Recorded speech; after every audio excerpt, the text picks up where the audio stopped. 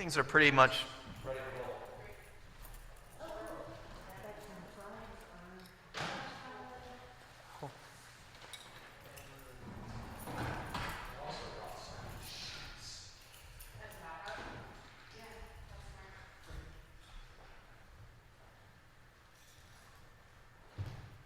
Mark, is there a small folding table?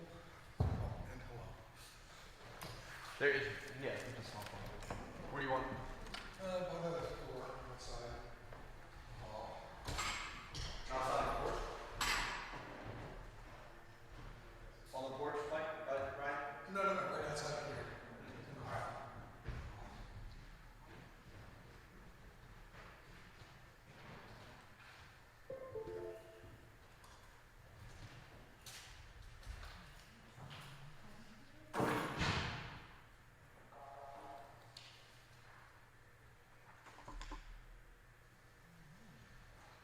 Who's knocking? There's no time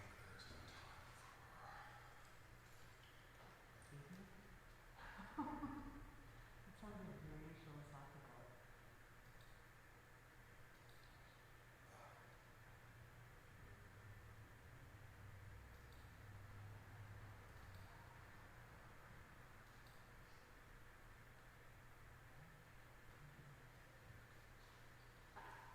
Keith will not be here in person, but he will be here Okay. virtually.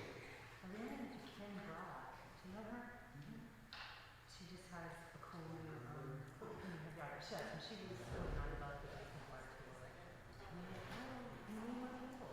And she's like, I'll do it. I'm like away though, and she's living in Patterson Park, but she did just have her. Yeah, I saw her pictures. I know it's too far away. I don't know what watch it is. Is it Potomac? Curly. What? Let me just check.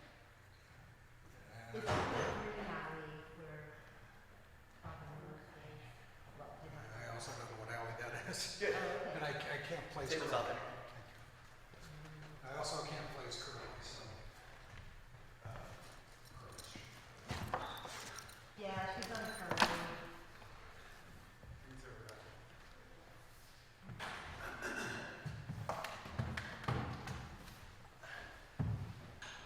Keith is ready to be let in. Yes. It's the story of my life. Yeah. And I'll be in soon after. Okay. If you'll be good enough to make me a co-host. Oh, okay.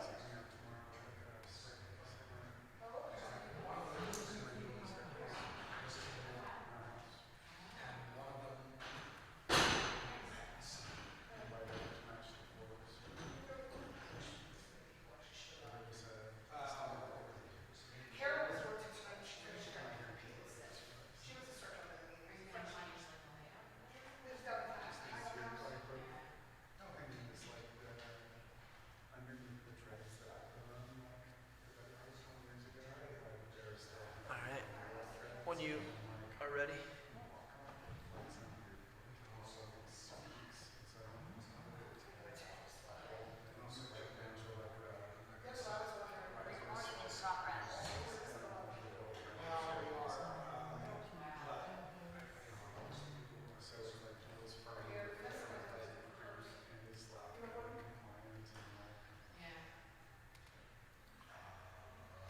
This one.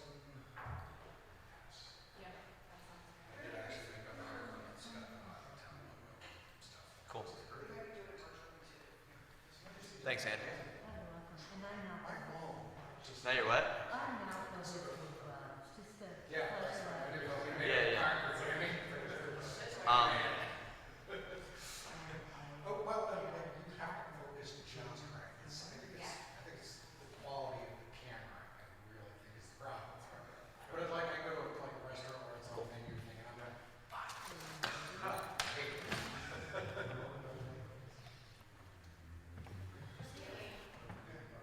to be honest, I didn't try. I don't think I was impressed.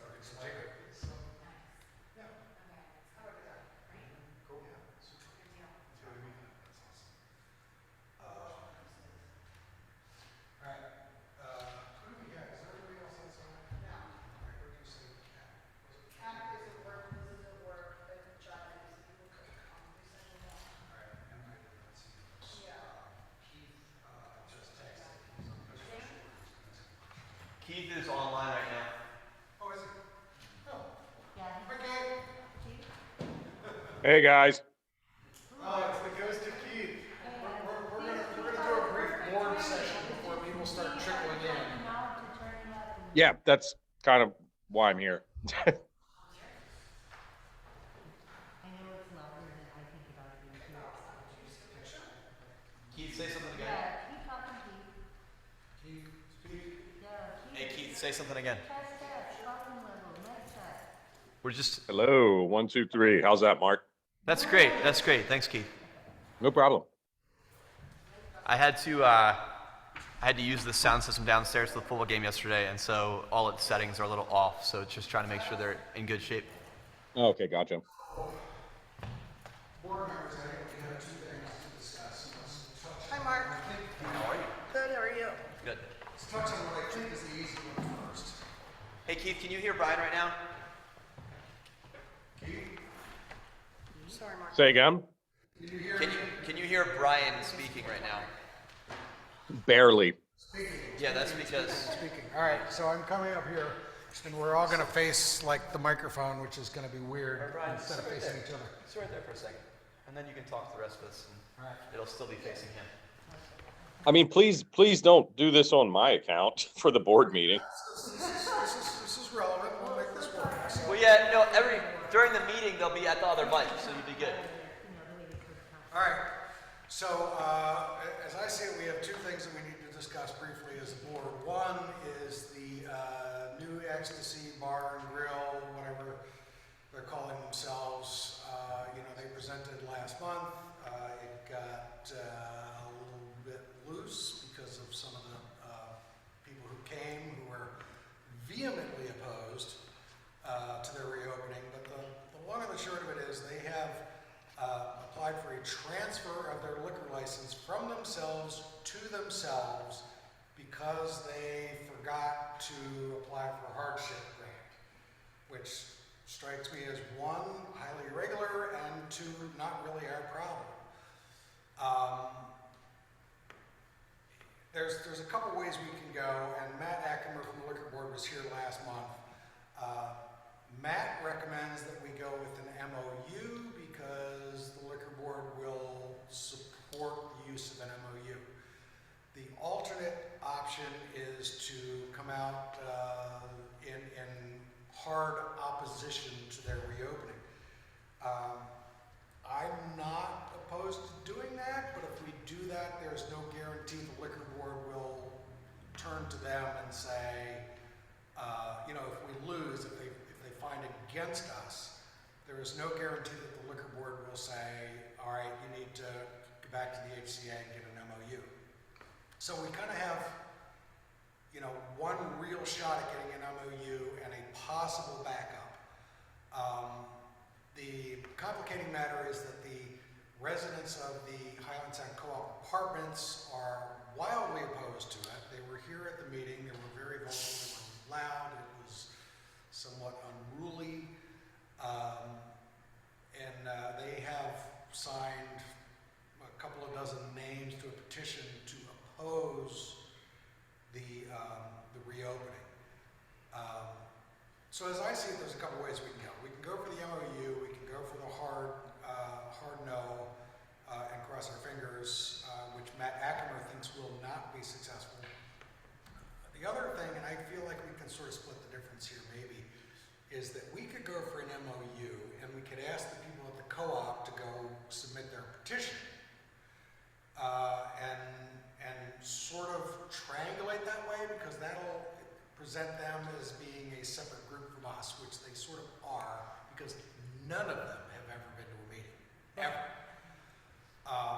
So they're not really members of the HCA. And I sort of think that's the way to go, is to triangulate and try to leverage them, and we're the good cop, they're the bad cop. Part of the reason I think that is one, Matt Ackerman thinks we've got a real shot at getting an MOU, not a good shot at complete denial. And also because the property owner, Jim Baker, who owns Tiffany's, which is on the other side of Lombard, his family owns the VIP room, which is now whatever it's called right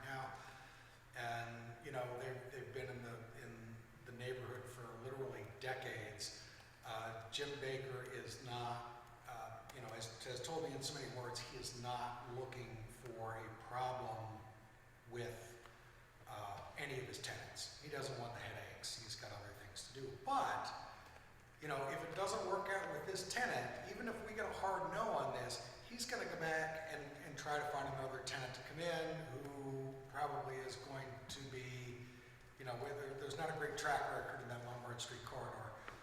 And, you know, we could wind up with exactly the same thing, which we'd probably get a shot at an MOU for. So, comments, questions? I thought we were also talking about putting in the MOU that if they get fined, then they would give us that donation. So like, Say that a little louder so you can hear. that we were saying that in putting in the MOU that if they get fined, that giving the HCA an equivalent donation. I think that's good. I think we should still flush that out. I think if we go with MOU, then we need to explain to the co-op why we're doing the MOU. And I also wonder if presented to the liquor board, where you have a community association with an MOU and then a co-op that's against it, I think that it's gonna look weird. And the liquor board could just be like, what is going on here? And we're supporting this bar coming in and the co-op is against it and the co-op's part of our community. So I think if our plan is to be strategic and do the MOU and have the co-op go the other direction, then we need to partner and clearly communicate that to the co-op. But I think overall it looks really poor on us as a community association when community members are opposed to that bar to go and do an MOU and be like, well, we're doing an MOU. And I don't know if I like the donation things. It's almost like you scratch our back, we'll scratch yours. Do you know what I mean? And if the residents found out about that, Yeah. oh, they let that Well- dog go through and they're throwing trash everywhere, but because when they get in trouble, they have to pay the HCA. We were talking about donating part of it, that To the the co-op. co-op, Yeah. which wouldn't be a bad idea. Yep. That's what I was Like just gonna splitting say. it or It's something. nice I don't to know. have some yard work done for them and. We don't know if we can do that. I don't know but- if you can. Well, and does anybody have a feel for whether that's even has legal legs? That's what I don't even, I I don't don't even know. imagine It's like a the- kickback. It kind of, It's actually, it's like liquidated damages. right. Which is a common feature in leases and business agreements, but like, they would have to voluntarily do it. Right. Yeah. So it would have to, they would have to voluntarily do it because they're so sure they're gonna be great operators that they would agree to that as a condition of getting their liquor license sorted out, which would then make it enforceable with the liquor board. And so we could probably get them to do it.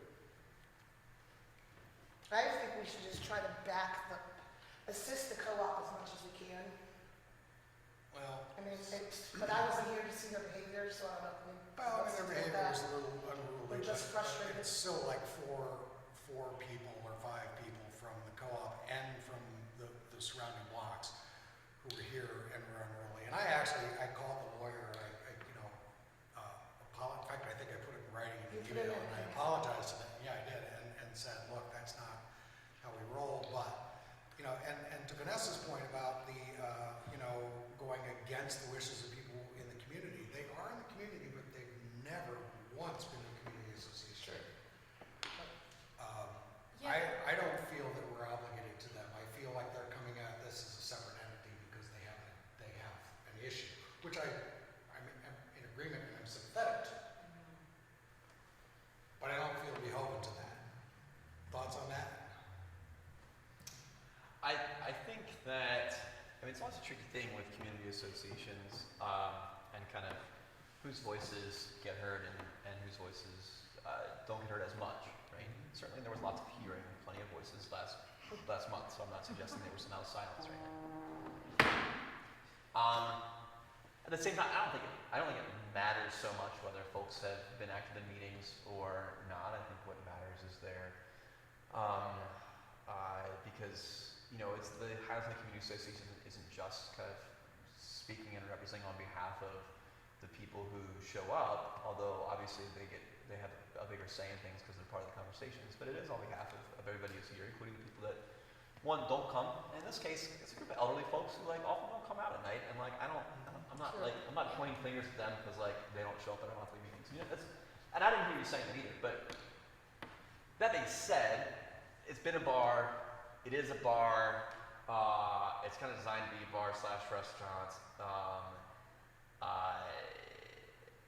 I mean, I think our general practice with these circumstances, unless there is a lengthy kind of ongoing kind of public disturbance, violence, criminal activity, that's when we oppose people when they're getting their license renewed, right, at their annual renewal, right? And we say, here's the list of 911 calls, and here's the aggravated neighbors.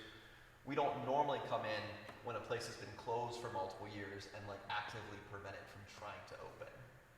I think there's been problems, there's definitely been problems in the past. Prior to There was a COVID. fire there. Yeah, oh yeah. So like I think there have probably been some 911 calls and maybe not for violent behavior, but maybe for like nuisance kind of things and noise and stuff like that. So Oh I yeah. don't know. No, so I agree. But we haven't done that research and put it in front of us to actually do that. And because it has been closed because of COVID, I'm less inclined to like hold that.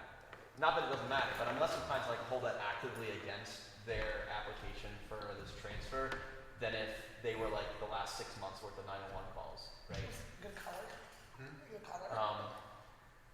And yeah, I mean, so like, I mean, what I'd be inclined to do would be inclined to sign the MOU, have it be as strict and clear as possible, and keep a really close eye on things. And when they come up for the renewal, like if we need to protest the renewal on the basis of demonstrated behavior over the most recent time frame, and in ways that are violating not only the law but also understands the MOU, right? And then I think we make our case and we say this is a problem establishment. They should lose their license. Right, it should just disappear and they should be shut down. In my mind, if we sort of, play off of the co-op and their petition goes in as a separate document, it also loads the file and adds weight when we said, hey, we're trying to support you, and now this has gone to shit. It's another document in the file. Can I ask a clarifying question? So liquor licenses, as I recall, are attached to property addresses, right? I'm unclear on that. I'm pretty sure they Yeah. are. They are. Yeah. Because I also We're- know, like, if Yeah. a property loses a liquor license, Yes. like if it's revoked, it may never be, you may never have a liquor license at that location again. Regardless who the owner is. Right. So my question is, do we know, like,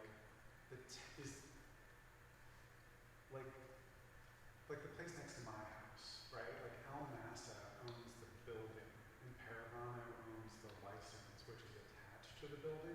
Right. My question is, like, I guess, so the guy from across the street who has Tiffany's and like all that, he owns the building. Right. Does the tenant have their own liquor license that had briefly applied to that address, or does the building owner own the liquor license and the tenant's just operating under that license? I mean, it all depends, but the tenant's the one responsible for the license and it's in their name. It's not in the name of the building owner.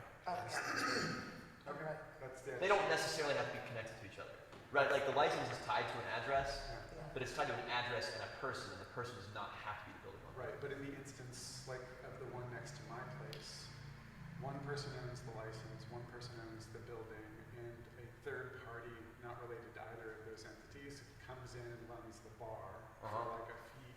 So they basically like lease access to a license that's connected to the property. In this particular instance, I was just wondering if this is the same, or if it really is the tenant that has the license at risk. It's the tenant. It's the tenant. Okay. Don't think about Laughing Pine. That's more Terry normal. McCready held the license for Shannon at Laughing Pine. Yeah. Remember that?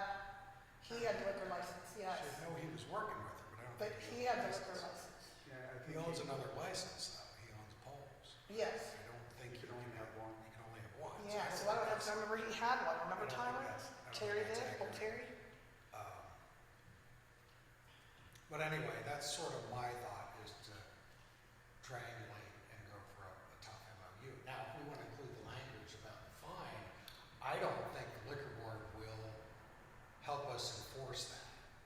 We might get the agreement, but then we're, banging on their door and going, Well, it would be a double fine. I mean, like, 'cause the fine is owed to the the fine is city, the fine. Right. right? The fine is owed to the city. So if we're asking for the amount of the fine to begin with, basically they would have to pay the city and they have to pay us a second amount. Right. We can't like reach into the city's pocket No. or take No, it their was money. intended to be like like a double Yeah. fine. double your trip Yeah. fee candidate, but again, like, if it muddies the waters or makes inconvenience an otherwise crystal clear argument, let's excerpt that and just skip it, because, like, we don't wanna have an incentive for them to get a fine, and like, maybe it is just like, maybe we don't need that extra issue mixed up in all this. I'd be inclined not to do it. I think because I think it sets up a potential conflict of interest where like somehow like we're benefiting Yeah, financially exactly, from yeah, it. that's, And even if it doesn't. but I do optics like aren't keeping great. an eye on the reports for that location, and maybe keep an eye on the reports, and then every 3 months, be like, look, we've got these calls already for your establishment. But You're up for here's the renewal in thing, a year. a 911 call, and if it says the intersection of Lombard and Yeah, Grundy, yeah. it's not tied to Right. the facility, so it really has to be something that you can go Pinpoint. at the facility for, and I feel like that's difficult. I think I'd like to talk to I'd like to, if we're gonna do the MOU, just like, make sure the co-op understands what we're doing. and what we're Yeah. doing. And I will- just wanna make that really I clear. will very Yeah. clearly Okay. communicate that with them. I have no problem talking with like. And I would frame it as like listen, like we're doing this because we take your concerns so seriously. We don't see that there's a way to deny a license at this moment because we don't have like a recent track record of violations. And that's with the advice of Matt Acker. Right.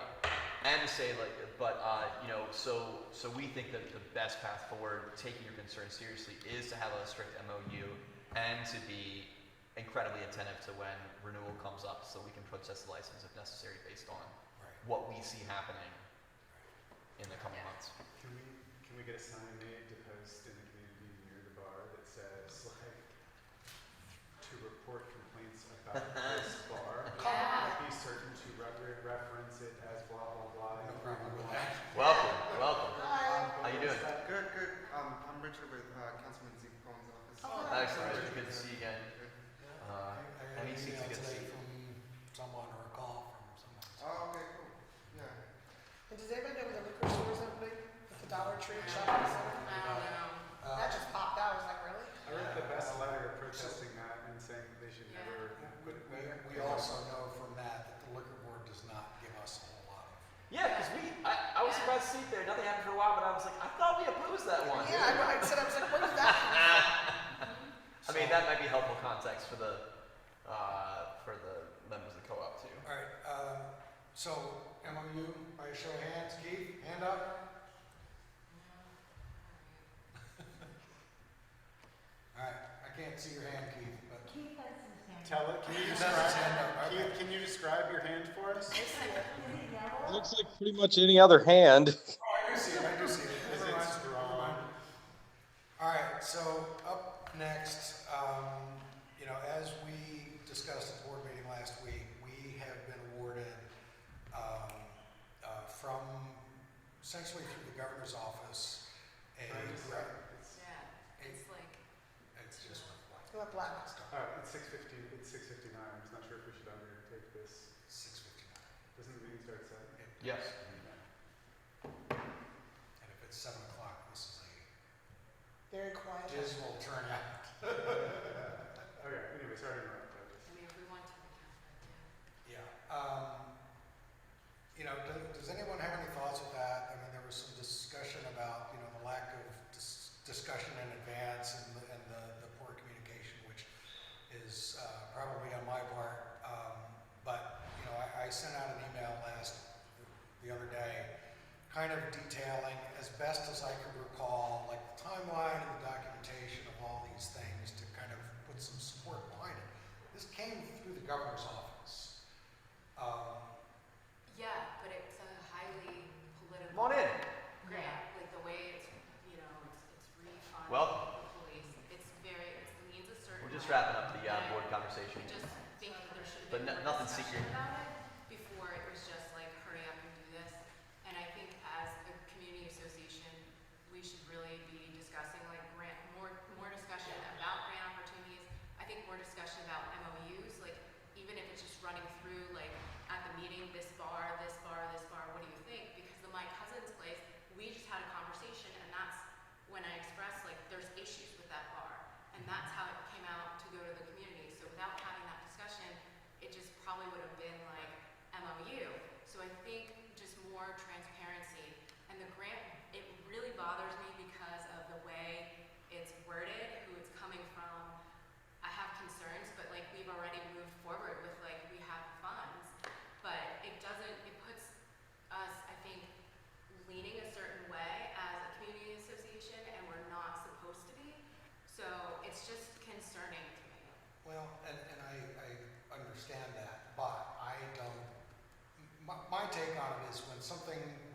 trying to get comes their way, the source is not as relevant. And I'm not a fan of Governor Hogan by any means. I am somebody who supports the police.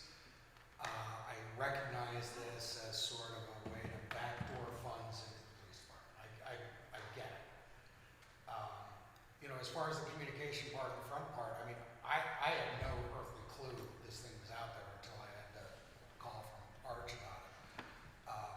Arch, I mean, I did manage to go back and try to rebuild the timeline a little bit. It was announced by the governor's office, I think on the 21st of December. Arch reached out to me at the end of January, and we had like a week and a half to like throw something together, and Yeah, but like it still should have been spoken about, or we just should have tabled it then and figured out. And there was no also, tape, there was no tape. Well, like, There but were that's, deadlines. well, yes and no. I mean, because they didn't get enough applications, there's actually a second There's a round. second round, but we didn't know that. No, I know. So, but remind me, we never exchanged emails about this before it was submitted? Not really. I mean, there was some very I brief don't discussion. have Nick and I talked about it very briefly. I recall a conversation at the garden. Hey, we have an opportunity for this thing. Sure. And, you know, it may or may not come our way. I don't know if you recall that, but I sort of. Right, so I mean, like, right, I mean, I think anytime we take official action on behalf of an organization, I mean, whether it's grant applications, whatever the case may be, even on a tight timeline, I mean, we have ways to communicate with each other quickly, yeah, We yeah, do. right? yep. And, you know, at some point I was just like, I gotta move, I gotta get this off my plate. And, you know, I mean, could it have been handled better? Yes, absolutely, it could have been. Well, and Arch is a very urgent, take action kind of guy, so I've been in those conversations with Arch too, where I'm like, And you know, the deadline is a hard deadline. Yeah, You don't get around that, and there is no, you know, I mean, you work in the purchasing department, you do not show up with a bid at 12:01. No, but like we have a decision, and I think like we could have just Yeah. been like, well, we'll just wait, or we're not going to do it. I feel like it was pushed upon us, and I don't like it. And when you look at it, there's certain community associations that aren't either were not awarded or didn't apply, but like it's pretty telling when you have certain community associations who didn't apply and then certain ones who did, and like I don't know what the whole backstory is there, but I have a feeling there is because it is such a politically it's total political My agenda. understanding is that Right. PPNA did not apply for it, and per my understanding, and I haven't talked to Ernest about this, but my understanding is they simply didn't get their shit together in time. sure.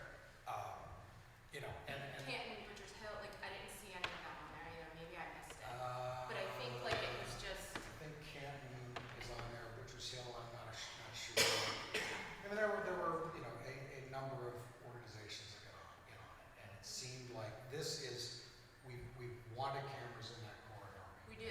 Here's a chance to do it, and, you know, I mean, executive decision or impulsivity on my part, I don't know, but. Well, yeah, I mean, we have the chance to keep talking about it as a board, because it's really about our board process at this point, Yes. right? Yeah, So we have more opportunities. okay. But I'm glad to send Brian up to the hot seat and have us start chatting with our friends online too. Okay. Telling you. Take one for the team. All right, let's jump into the meeting. Sorry, everyone, we've been having offline discussions that ran long, so.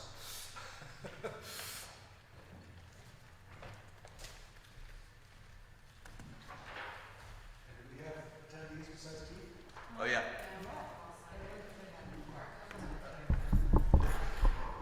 All right, everyone, I apologize for our late start. Don't know just what time it is, but I'm going to guess 10 after. Is it 10 after? Yeah, it's 5 after. We're all right. Better than that. We're all right. So, thanks everyone for coming to the October meeting of the Highlandtown Community Association. I don't know if, how many people do we have online? Oh, all right. Well, we got more people online than we do in person, which is Can you go full screen with your PowerPoint? kind of unique. A couple of things. First off, the video from last month and the video for tonight will be posted online, so you will be able to watch this and catch up on all the details of where we've been. The same is true for our treasurer's report. is to be posted online. Our treasurer is not here with us tonight, but she will be back next month, and you know, we'll try to make sure we want to be as transparent as possible with our money, because it's our money. It belongs to the association, not to any individual here.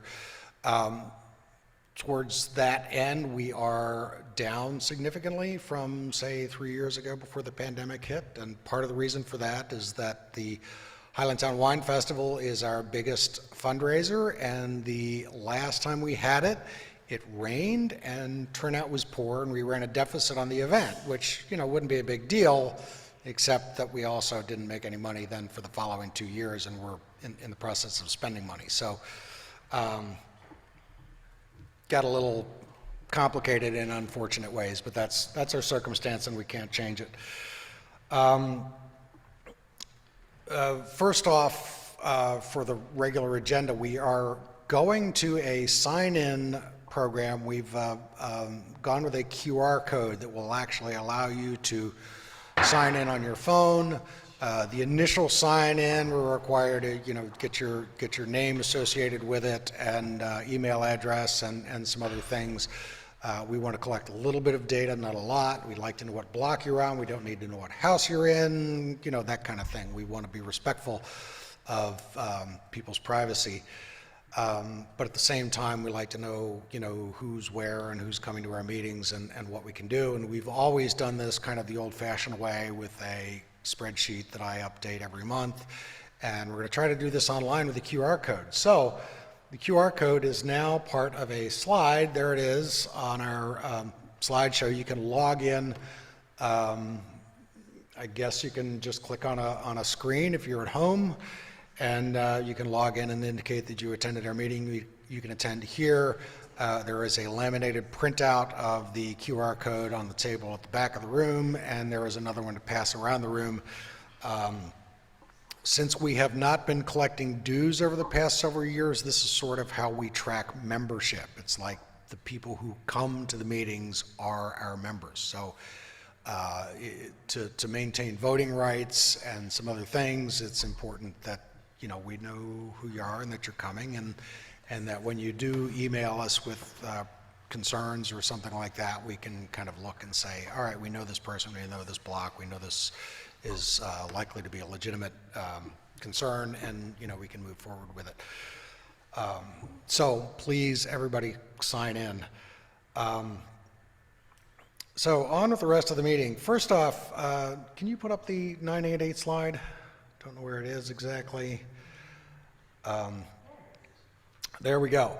There is a new mental health crisis hotline that is designed to create a different way to report what appears to be somebody having a mental health crisis, or if you're having a mental health crisis yourself, you can call 988.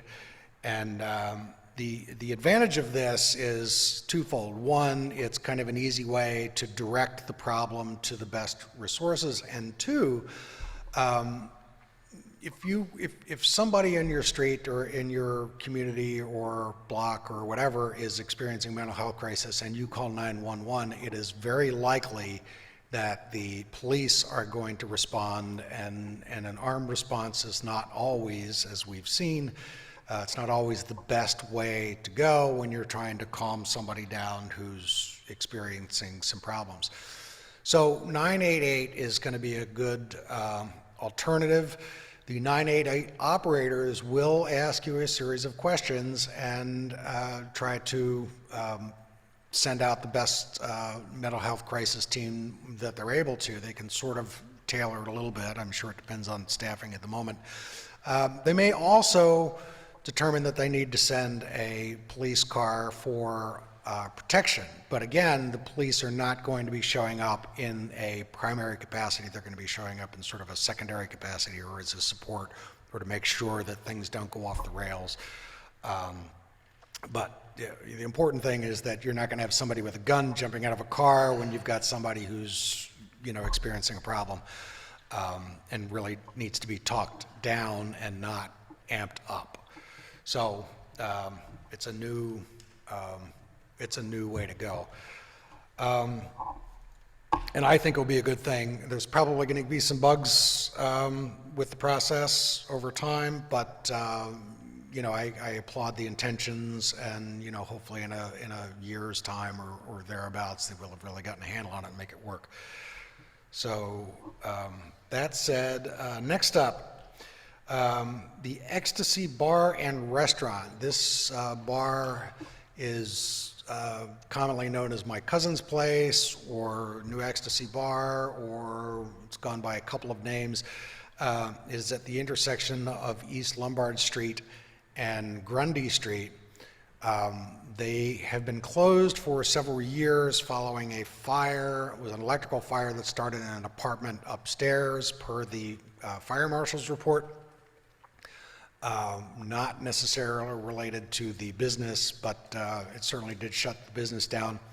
There was another fire shortly after that that evidently was, or at least has been blamed on a construction crew doing something inside that they shouldn't have been done, or you know, whatever happened there. But there were two fires, and the owners of the business have applied for a transfer of a liquor license from themselves to themselves, which strikes me as highly irregular.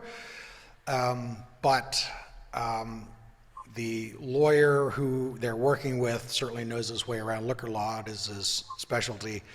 And the our liaison, Matt Ackermer from the Liquor Board, seems to think that the request will be granted by the Liquor Board. So we have a couple things we can do. We're not excited to see them reopen. We could mount a protest against it, and you know, and just say we're absolutely positively opposed to this business reopening because of this, that, and the other. This, that, and the other will be hard to document, because unless a 911 report is actually calls out the property by name or address, you know, just saying that there's a fight at the corner of Lombard and Grundy isn't necessarily enough to tie it to the business. So it may be hard for us to prove any real problems related to the business. So that's one option, is to mount a hard no campaign against it. The other option is to write a memorandum of understanding, which we've done with any number of restaurants. In fact, we would kind of like to have an MOU with every bar, good, bad, otherwise, in the community. And part of the reason we'd like it with all of the businesses is because we want to be able to pitch it to a bar where we feel we really, really need one, by saying, look, we do this with everybody. We're not singling your business out because there's a problem where this is something we attempt to get with every liquor serving establishment within our borders, because we think it's the right thing to do. So we can establish an MOU with the business. The lawyer is already, the lawyer and the owner have already answered a series of questions, which are sort of our standard list of questions: operating hours, live entertainment questions, things of that sort. And an MOU is signed by both a representative of the Highlandtown Community Association and by the owners of the bar, and it goes in the file with the Liquor Board. So if anything ever goes wrong, we can, you know, and flies in the face of the memorandum of understanding, we can go to the Liquor Board and say, hey, we would like to, you know, protest a renewal of the license when it comes up again for renewal, and we can say, you know, based on this series of 911 calls that came from this site, and based on the memorandum of understanding, we feel they've not been good neighbors, and we would like for their renewal to be denied next time it comes around. Per discussion with our board, that seems to be the way we're going to go with this. Don't know if anybody has any thoughts on that, but anybody online want to weigh in on that, or anybody in the room? Go ahead. I know you said that, well,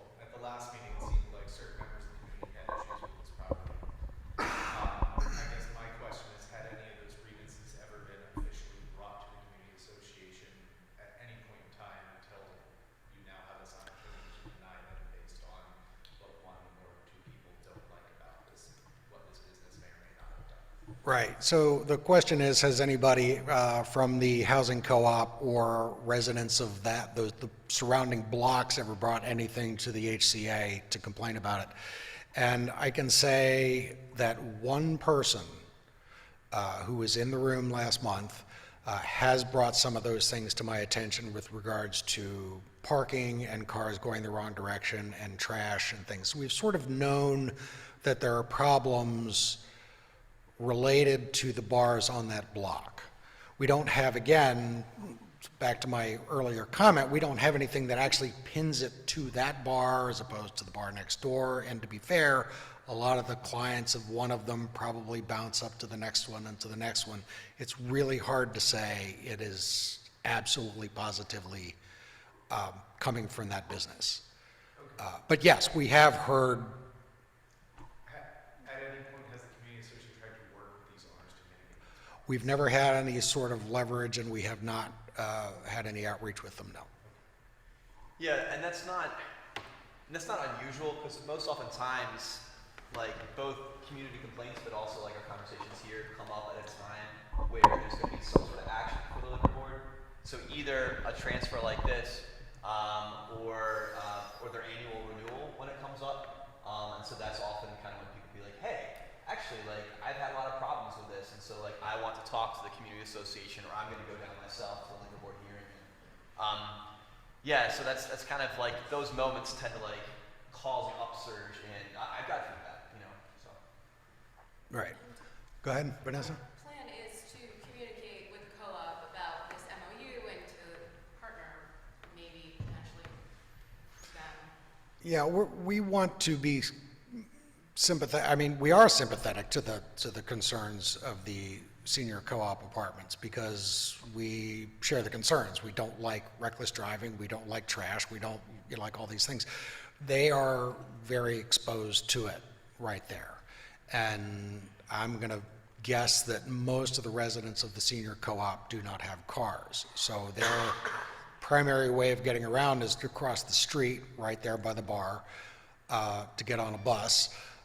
Their primary source of groceries is going to be the grocery store in the shopping center right there. So they're really kind of deep in it. And we want to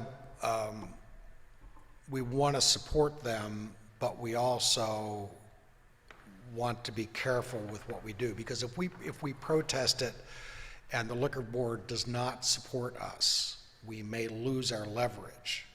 That doesn't mean we will. I mean, the liquor board could say, look, we're going to allow this to move forward if you get an MOU, which means they'd have to come back to us for an MOU, or we could just get an MOU right now.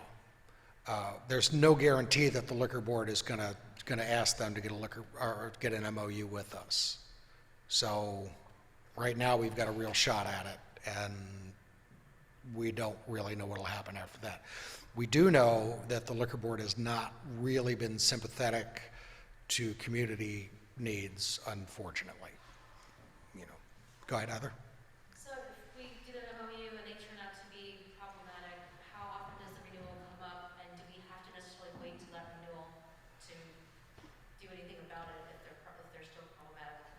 Do you know how often it comes up? Does that bring it up to the board, or? Yeah, no, that's a great question. Matt's on the call. Matt, it's an annual renewal, right? Correct. It's an annual renewal. Good evening, everybody. Matt Ockhammer, Community Liaison with the Liquor Board. Annual renewal happens, and protests of renewal are due in by April 30th, as are applications. And effectively what that means is, with sufficient reason and sufficient signatories, it prompts the board to have a hearing on whether or not that license should be renewed. Otherwise, it's a perfunctory process that would happen for about 1,200 licenses across the board. Cool. Thanks, Matt. Thank you, Matt.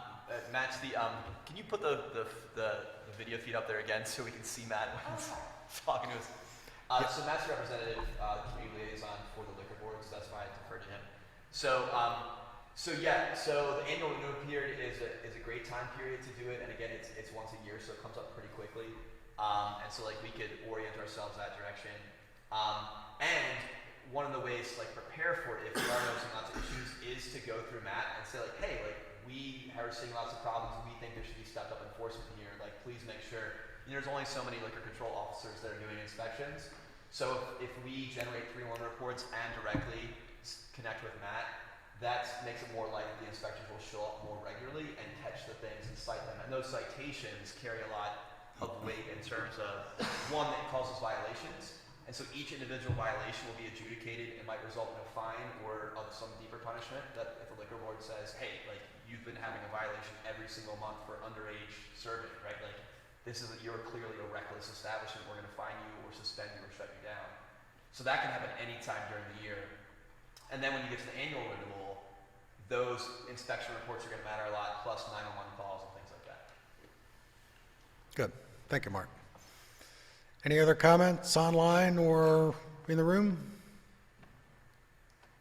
Go ahead. Sorry, It's all right. I've been in the restaurant industry for 15 years, so this one kind of hits close for me. But just, it seems to me that getting an MOU with that bar and the other bars on that block specifically, and forming those connections, and also forming actionable items that we can have these bars be responsible for, whether it be trash or traffic or those things, or making sure that whatever the issues are in the community are dealt with in a timely and efficacious manner for all parties. Seems like the best way, rather than just saying no or trying to protest at this point. And then I think that would give us a little more ammo moving forward if these are problematic businesses, or is like, okay, you live behind 3 bars, it's like, or 4 bars, that's kind of territory to some degree. Yeah, and I'm personally, I'm inclined to agree with that. So, anyone else on this topic before we move on? I will be talking with several of the board members about establishing a meeting with the bar owners. Vanessa has expressed interest in being at that meeting. Nick and I have, the 3 of us have actually taken in several of these meetings with other bars. The lawyer has been cooperative with us. They've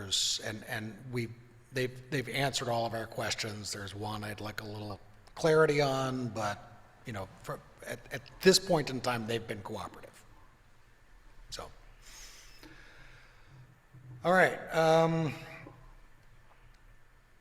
We have the Highlandtown Community Association has been the recipient of a grant from the state. There will be some more details on this in the not too distant future. There's been a little bit of discussion that, you know, we had applied for it a while ago. It is a substantial amount of money, but it is also earmarked for some very specific things. So it's not going to our general fund. It's not going towards a particular like beautification project or any of the things that we usually, you know, traffic calming project or anything like that. So there will be some more on that maybe next month. I'm sort of hoping we can start to pin things down. But it was pretty cool. I think that we got some help that essentially came through the state. It's a public safety grant. So look forward to that. Kat Klosik has been working on a traffic calming and intersection beautification project at the intersection of Eastern Avenue and Elwood. She's not here tonight to give a update on that, but she spearheaded a pop-up at the Community Art Walk. Was it last 2 weeks ago, I guess? At Off the Rocks, where residents and passersby were encouraged to, come up with ideas for a beautification project for this intersection. It is an important intersection to Highlandtown because it is at an entry to the park. It's also sort of the entry into Highlandtown from the west. So it's a high-profile spot for us. She got some grant money for part of it. She's seeking grant money to finally fund the whole thing, and I suspect that we'll get that. There'll be more news on that, but Graham Coriel Ellis, I think is his name. Is that right, Mark? Coriel Ellis? Yeah. Graham Projects, I think, is the name of his company, and he has specialized in these all over the city. So if you see crosswalks, painted crosswalks, and painted bump outs and other artistic things at intersections, that's probably Graham's work. There is a huge, big, beautiful installation at up on Greenmount Avenue, very close to Greenmount Cemetery. That is really cool, and if everything goes right, we will have one here soon, probably in the spring. They can't paint when it's cold, so probably that'll come around in the spring, assuming we get the funding, and I have every reason to believe that we will, so stay tuned on that as well. Hey, Brian, can we go back to the grants for a minute? Go ahead. Kat and I still haven't received our grant money for the Love Your Block. They were supposed to have the funds given to us by September 17th, and we still don't have them, and it's going to be really hard to dig into the ground when winter comes. So I think her and I we're going to go and request them to extend it through the end of spring to get the work done. Because they still haven't given us any of the money. Do you know what the deadline is on that, as far as December 10th. Like now, how December long is it 10th of this year? It's going to be hard to find volunteers that want to work on the weekends during the holidays. But it's December 10th of this year. Yes. Okay, because usually it's a much longer They're timeline already a than month that. late with giving out the money. Yeah. So we need to reach out to them. Yeah, if you can do that, Okay. and yeah, I mean, that's kind of ridiculous. Yeah, it's hard to get volunteers when the weather goes south, and you certainly can't paint and do other things. So, yeah, chase that down if you would. We've got a couple of slides up. As some of you have noticed, we're trying to put some of the general information into a slide form and just kind of let it rotate during the meeting. But one thing that I want to touch on as we head in towards the winter season is that we want to keep an eye out for properties that are open to casual entry, and this could be a property that is vacant by the city definition. It could be a property that is just nobody's living in, and somebody's accessing it through a window or an unlocked door or something like that. But what we've seen happen in the wintertime before is people who are experiencing homeless need to get out of the cold, and they will, they'll find a place to go, and they kind of need to. The downside is that they will often seek alternate heat sources, and that can endanger an entire block, and we've seen that happen as well. So if everybody can try to remain aware of vacant properties that are open to casual entry, which is the term that the city uses, or anything of the sort, on your block, on an adjacent block, on a house that you walk by when you're walking your dog, or anything like that. If you see something, please report it on 311, because we can get somebody directed there to get the property boarded up, and if there's somebody living on there, maybe we can direct some help to them, because they're not living on the streets because they want to. So maybe we can offer some help there. Keith, are you still with us? Is he still with us? I am still with you. Can you hear me? Yep, we can hear you. Do you want to touch on the basement bar tour a little? Yeah, absolutely. So sorry, I'm a voice in the sky right now, and I'm not actually physically there. And sorry, I don't have a camera, but my wife needed it for work. So basement bar tour wise, this is the last time you'll have to hear me shill about this in the general meetings for at least another year. But if you're not aware, it's basically an annual house tour that the HCA sponsors every year. We call it the basement bar tour, specifically because it used to be pretty common in the neighborhood for people to host parties and things like that in their club basement, which was also set up as a bar. So that's not entirely the case these days, but we still call it that as a remembrance of sorts. But we do a house tour once a year where essentially you hand over your money to the HCA to get a ticket, and then you bounce around from host house to host house on a map that we give you. And you run around and do that for a while, for about 4 hours, until 6 o'clock, where we have a reception. So this year we were having a little bit of trouble, I think, coming back from pandemic world into the here and now. We were running into an issue where we weren't getting enough hosts. So kind of at the 11th hour, we really hit the gas and started kind of shilling for this pretty hard. All of our hosts, which is basically like you're putting your house up for the tour itself. You have to provide some kind of alcohol, some kind of little snack, and all of our hosts receive a $200 stipend, and they have access to the reception afterwards. So we're still looking for hosts, but we did, as of today, just cross like our very, very base threshold. So we can still hold the event, which is awesome. But currently, at the amount of houses that we have in conjunction with our businesses, we will have to lower the amount of ticket sales that we'll do. We're still kind of playing around with that number. So we're still asking for people to reach out to us if you're interested in hosting, and we can give you all the information on it. Reach out at highlandtownbasementbartour.com, or I'm sorry, highlandtownbasementbartour@gmail.com. Just fire us an email off there, and we'll get back to you right away. Or you can find us at Highlandtown Basement Bar Tour on Facebook, and you can message us through that. Either way, we'll get it and we'll hit you back up. So we're looking good for the moment. We're looking a lot better than we were looking last week. Last week, it looked like we may not even be able to hold the event, but now we can still do it, which is awesome, but we still need your help. So if you're interested, please reach out, let us know, and we'd love to have you. Awesome. Thanks, Keith.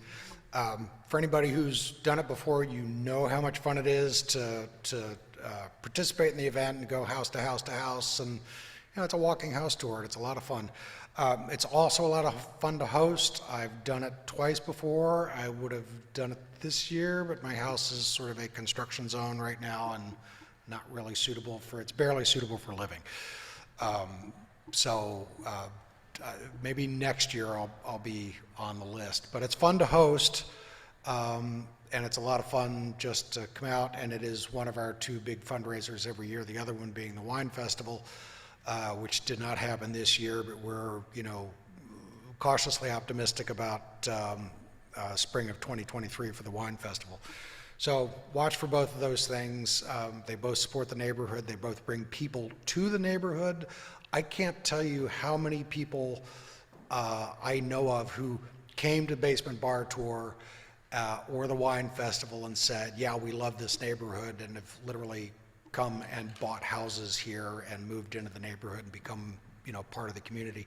So it raises money for us, but it also brings people to the neighborhood and generates buzz and excitement about Highlandtown, because we know what a great neighborhood it is, and compared to some other neighborhoods not too far from here, it's still fairly affordable. So, I tell people all the time, like, Highlandtown is a place to invest if you want to come and live and build equity and a home and be part of something, and I stand by that. Hope you come out for the Basement Bar Tour. I appreciate that. Just real quick, I'm not sure if I mentioned it. The Basement Bar Tour this year does fall on Saturday, November 12th. And again, you can reach us either through the Facebook page at Highlandtown Basement Bar Tour or at our email address at highlandtownbasementbartour@gmail.com. Thanks again, Brian. Thank you, Keith.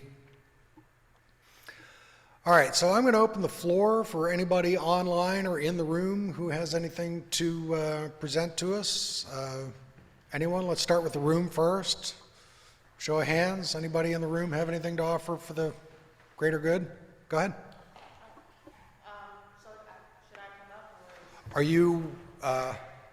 Your threat. Okay. I've got you on the agenda, so after we do kind of open floor, I'll give you a call and you can come up. Anybody online have anything to offer? Questions, comments? Hey, Brian, this is Erin. Can you hear me? Hi. Yes, we can. Hey, I just want to thank everyone who came out to the Grow pop-up, sponsored by the DPW last week at the Conklin Street Garden. And I want to give everyone also a heads up to an event that's going to be held at the garden on October 30th, which is a Sunday, from 2 to 5 p.m. It is just a very casual potluck, but the theme is hot sauce and home brews. So apparently in Highlandtown, we just have a ton of hot sauce makers and home brewers. And when you get a couple of them together in a room, they decide, let's get together and share our stuff. So we want to just invite people to, if they're hot sauce makers or home brewers, join us. If you don't make any of those items, you're welcome to join us. Otherwise, bring something, even if it's a bag of chips. But it's going to be, again, October 30th, which is a Sunday, from 2 to 5 p.m. And everyone's welcome. It'll just be a nice little get together for the community. Sounds like a lot of fun. I wish I could be there, but I have a wedding the day before, so I might show up. But oh, you should definitely come. You're a home brewer, right? And I'm a home brewer, so maybe I'll like bring something and y'all can pour my beer. I don't know. Okay. Well, I hope to see a lot of people there. It's just going to be a super casual, like low effort event. Bring camp chairs. We might have a little bit of a campfire type thing. So it should be fun though. And this is a free event, is that right? Absolutely free. This is our first year doing this. We're giving it a go. If some people get into the competitive spirit in the future, we may see some awards for hot sauces or home brews, and this might be more of a fundraiser. But right now, we're just doing something as just an opportunity for people to get together and enjoy the season. Right. So this is like a trial balloon for bigger and better things in the future. Maybe, yeah. Yeah, which I love. For anybody who's not been to the community garden, it is at, 25 South Conkling Street? Yes. Is that right?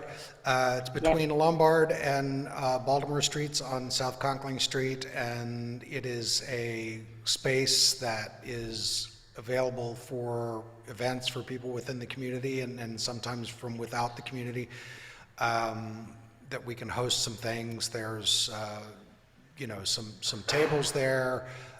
It is recently re-landscaped with the idea that we can really open it up. So if anybody has something that they would like to do, like an event that you need sort of a yard and, bigger than what most Baltimore row houses have for a yard, it's a great place to do it. So, I hope one day you'll drive by 25 South Conkling Street and see it if you haven't already seen it. And if you have something that you'd like to host and you need a place to host it, maybe that's the place. So, where to find us. Anything else? Leslie Jones in the chat. Do you want to speak, Leslie?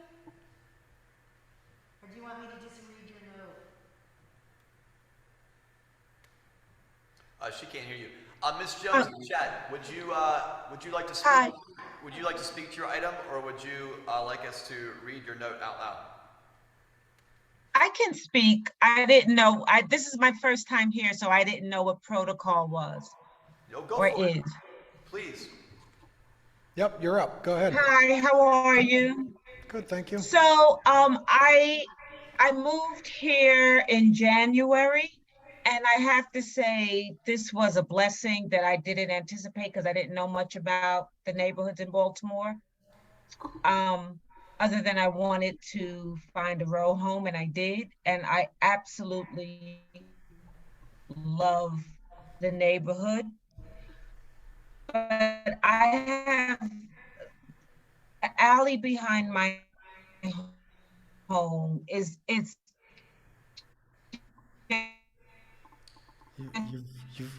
You've got a rather weak signal. We heard most of what you said, and it started the. It's disgusting. I can't say how bad it is. Can you do me a favor? If you can hear me, our connection is a little spotty.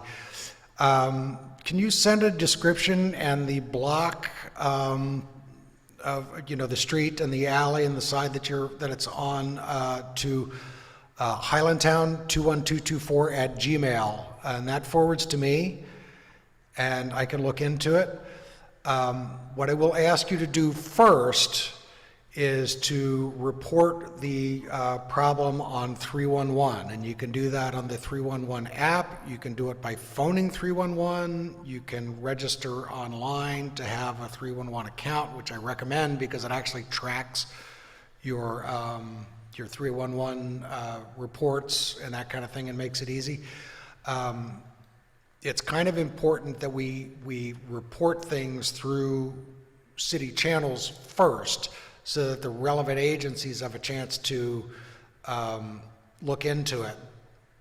But also, when we have that 311 report number, it means that we can go back to the responsible agent, you know, through our city council representative and say, hey, we've made this report several times and, you know, we're not seeing the result that we want, and we can get something done. Now, what 311 is going to do is they're going to generate a cleanup response. So what I tell everybody to do whenever you're reporting anything on 311, also use the words, you know, to ask for enforcement. We really want to put a stop to the dumping. We don't want to just clean it up because somebody's going to come back out again. We really want to put we want to try to identify who the dumper is, and, you know, if there's fines or even just a warning or some kind of a deterrent so that people can learn what the right thing to do is, you know, as opposed to just junking up their alley. You know, that's kind of the way to go. But start with a 311 report, and then email that 311 report to me at highlandtown21224@gmail.com. Did you get any of that? I can't.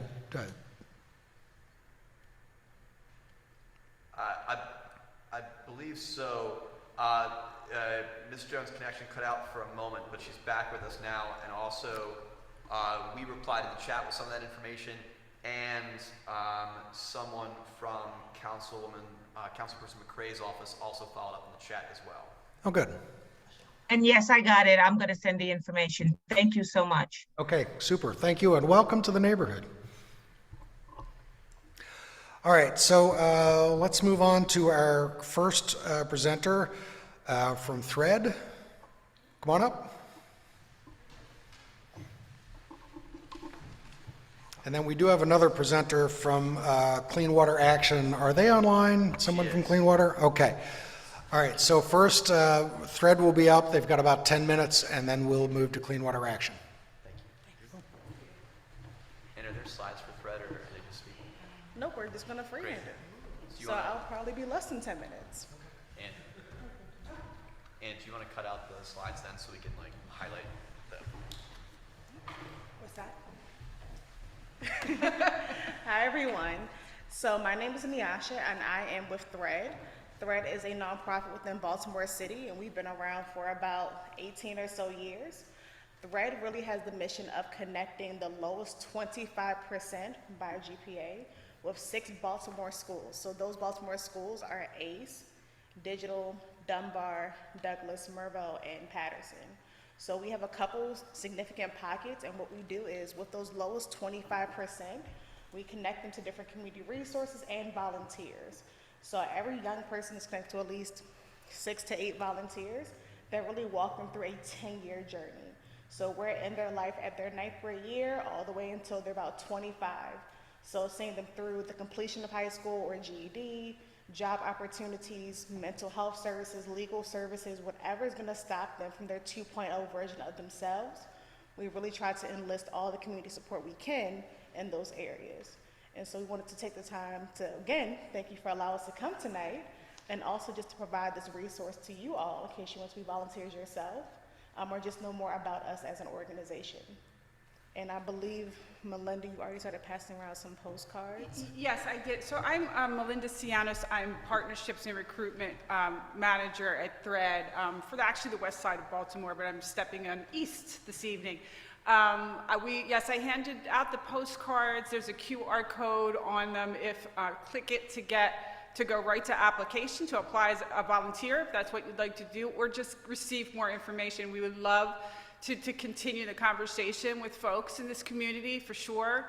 We're out rallying every day to find folks who might feel pulled into this mission to build relationships and to network in the community, to do some really important work for young people in those 6 city schools that Nyasha had mentioned. Just to reiterate what Nyasha said, we're really thrilled to be here to be able to create some additional awareness, but please don't hesitate to click the QR code, because we would love to talk more about what's going on and exactly how the model works here in the city. We're doing some really wonderful things. Yeah. And just to kind of even provide additional context, so we are, again, in the 10-year process, and so we have young people in their high school journey, so like the first half of that, and then their post-high school journey. And so over these 10 years and our 18 years history, we currently have about 700 young people in our program that we are connecting with and engaging with at different levels. And so my job specifically within resource and opportunity is to connect them to those community resources, whether it is a mental health support, connecting with legal, food insecurity, housing, whatever their barriers are. And so we would love to have family volunteers, which is what we call those people directly connected to young people. We would also love to have volunteers with a specialty. So if maybe you have a specialty in housing, or you have a specialty in, I heard restaurants. So if you are like looking to hire young people and just teach them what the business looks like on the back end, we would just love to kind of expose them to what the city has to offer. Because again, these are young people who are at the 25%, not due to lack of effort, but due to lack of situational opportunities. So you want to kind of say, here's what the city has to offer. Here are people who don't even know you, but would love to pour into you. And we just want to expand that table, expand the opportunities as much as we can. So I know there's a postcards coming around. I also have some business cards if you want to like talk more about what Thread is, how to engage. But thank you again for the time. And if there's any general questions. Yeah, happy to answer if anything comes to mind right now. It's a very, it's a different model in that I should just say, what we usually do is give like an info session of sorts where I've got some slides that I can take you through and some videos and things of that nature. Just to give you a quick kind of snapshot verbally, like Nyasha had said, each young person gets between 3 and 5 volunteers assigned to them.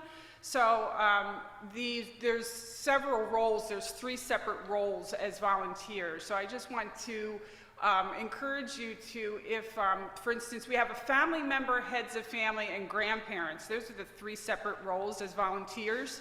So our family members come in, probably are the volunteers that are probably the most hands-on with our young people. But there are also opportunities for heads of families and grandparents. So my daughter's a grandparent. She's 34, but she's a grandparent.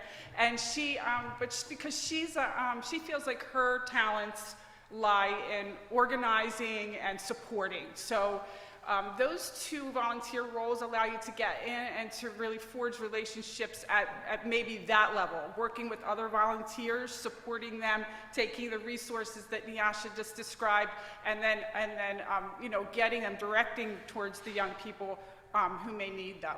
So there are a multitude of ways to become involved, and we just encourage you to take a look, for sure. We're happy to answer any questions that you have. A thumbs up. Thank you so much. Thank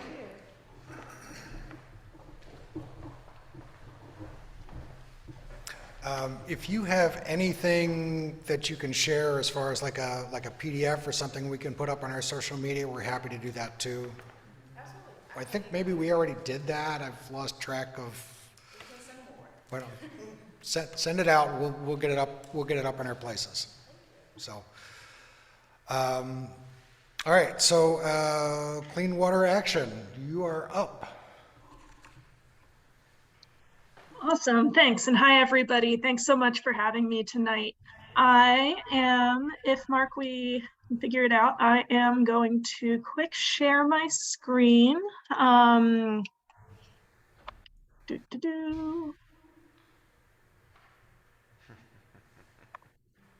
All right, so hey everybody, my name's Jennifer Kunze. I work with an environmental organization called Clean Water Action that's really active in the city, working not only on water quality, but also in other environmental issues. And I was last at the Highlandtown Community Association back before a city council hearing in 2019. Talking about sewage backups, which is a gross topic that nobody likes to hear about, but what can I do? So I'm here to give y'all a little bit of an update about the problem of sewage backups in the city, especially a city council hearing that just took place last week, and a fresh policy push that we're doing to get the city to provide better assistance to people dealing with sewer backups. And then I'm also here to talk about my other favorite subject, trash, and give a little bit of an update about the Bresco trash incinerator and some efforts there. But to get started out, want to start out with sewer backups. So anyone who heard me talk about this in 2019 or has had a sewer backup happen to yourself, which I hope has not been the case for anybody here, knows that when sewage floods backwards up into your home, it's a really big problem. It's already a really big problem if it's just caused by a problem, an issue within your own property, and it's only the water and sewage coming from your property that's getting into your basement. Much, much bigger problem when the issue causing the backup is in the public infrastructure out underneath the street, and it's other people's sewage, stormwater, all mixed together, flooding up into your home. And unfortunately, this happens to thousands of homes in the city every year. There's been a long process of pushing the city to provide help to people that this happens to. Won't get into all of the history of that, but first thing I want to make sure I do tonight is let you know that if you have a sewer backup, under certain circumstances, which we are trying to change, the city is supposed to give you help. So there's two programs that exist. One is the expedited reimbursement program, where if you file paperwork and file that with DPW, you are supposed to be able to get reimbursed for your costs of cleaning and disinfecting after your sewer backup, because it is really important for your health and safety, if you possibly can, to get a professional cleanup crew in to do that, so that you're not putting yourself at risk of being in direct contact with other people's sewage in your home, and that it gets totally disinfected and there aren't problems with mold and mildew and bacterial growth later from it being incompletely cleaned up. So this program has been around since 2018, but it's only applicable for people whose sewer backups are caused by wet weather surcharging. Only a certain type of backup that would not have happened absent wet weather taking place. Then more recently, and this was a big step forward so that people didn't have to worry about fronting the money and then getting reimbursed. Last year, the city launched this sewer on-site support program to directly send a cleanup crew out to you if you have a sewer backup and if you call 311. And if you qualify, just calling 311 is supposed to be enough to start the process of the city sending out a cleanup crew to handle a sewer backup safely. But like the first program, there's a lot of limitations to this. It's only for certain backups that are being caused by a rainstorm, not by any other cause coming from the city side of the sewer system, only ones caused by a rainstorm. And the reason why the city council held this hearing I referenced last week, it was on Wednesday, was to check in on these programs, see, are they meeting the need? Are people getting the help that they need from them? Do they need to be improved? And the Department of Public Works presented some facts and figures. These are screenshots of two of the slides from their presentation. The numbers really show that these programs are not working. They're not meeting the need. So all told, less than less than 20 people total have been helped by the reimbursement program. 14 people total have been helped by the sewer on-site support program, and no people have been helped so far this fiscal year by either program. And that's a really big problem because the number of sewer backups happening is not going down. There were over 1,000 sewer backups that happened last year, caused by conditions happening in the public side of the sewer system.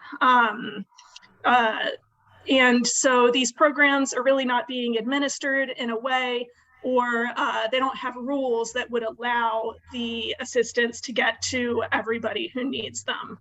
So that was the subject of the city council hearing last week. The council really was not happy with what they heard, and we're working to push for a policy change that would make it be so that these programs are available to anyone who has a sewer backup caused by conditions in the city side of the sewer system. Outside your property, the city needs to help you with that emergency situation of cleaning and disinfecting. So that's our major policy recommendation, that the city switch these programs from only applying to wet weather basement backups to any backup caused by conditions in the city, the city's public sewer system.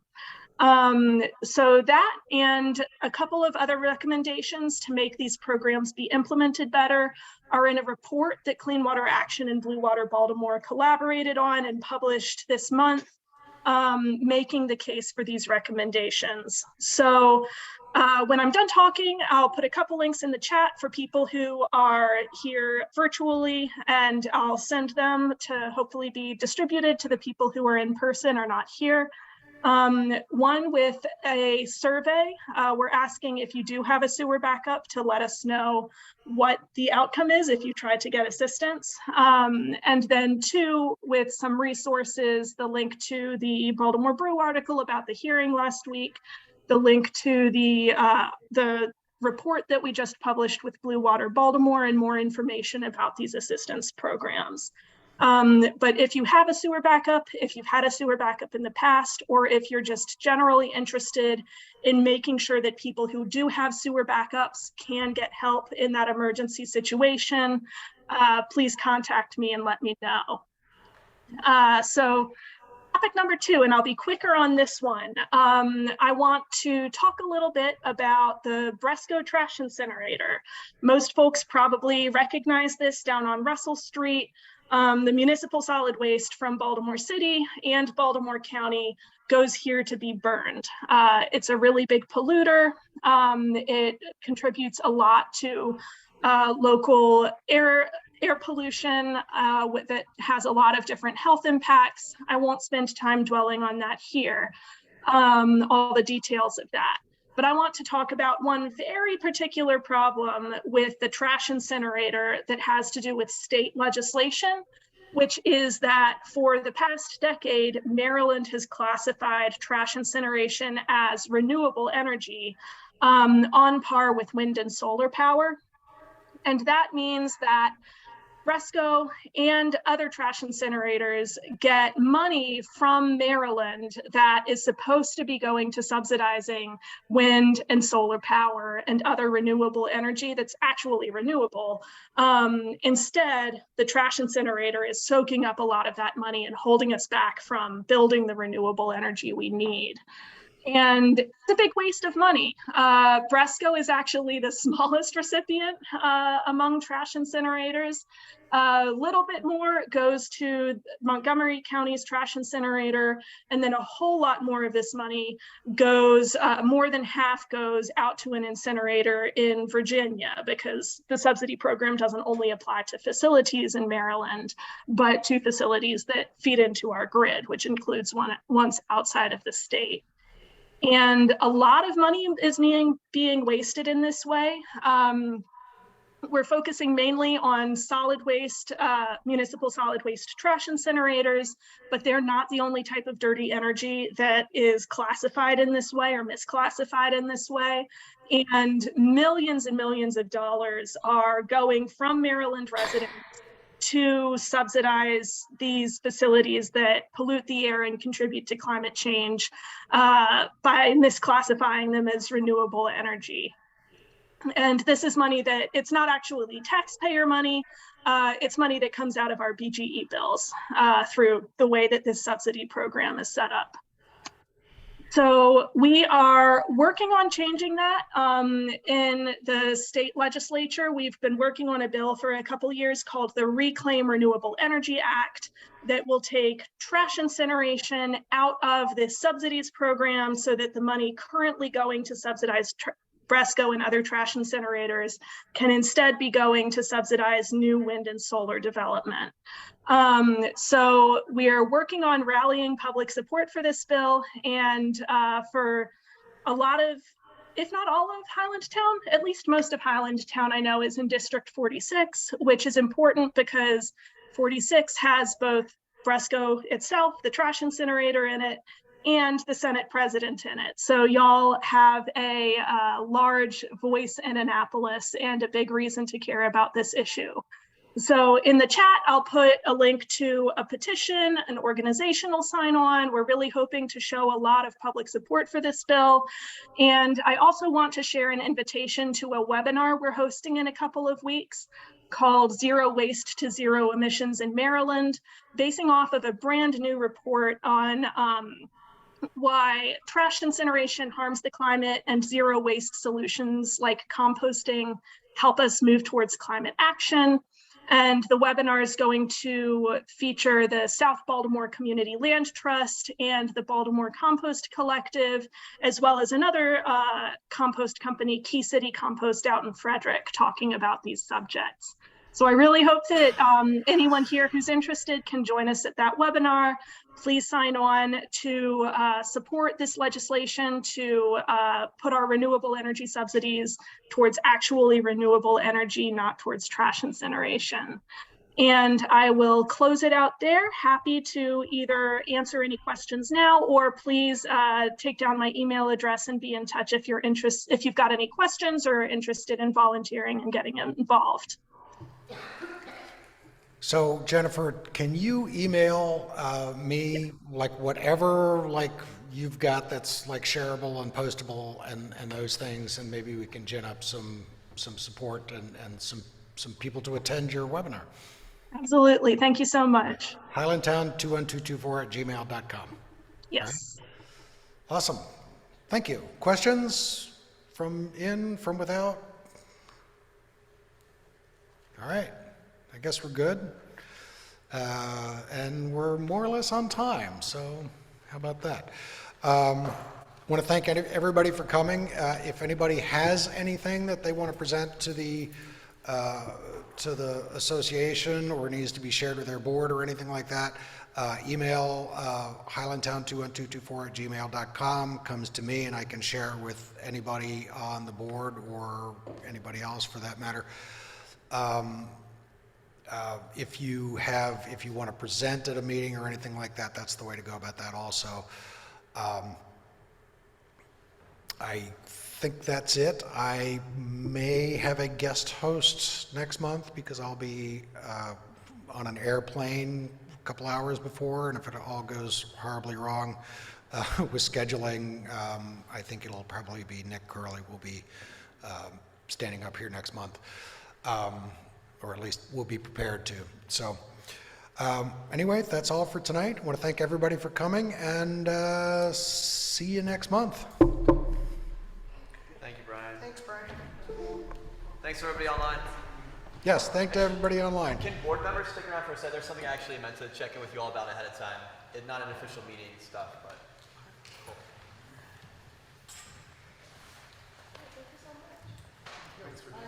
Thank you.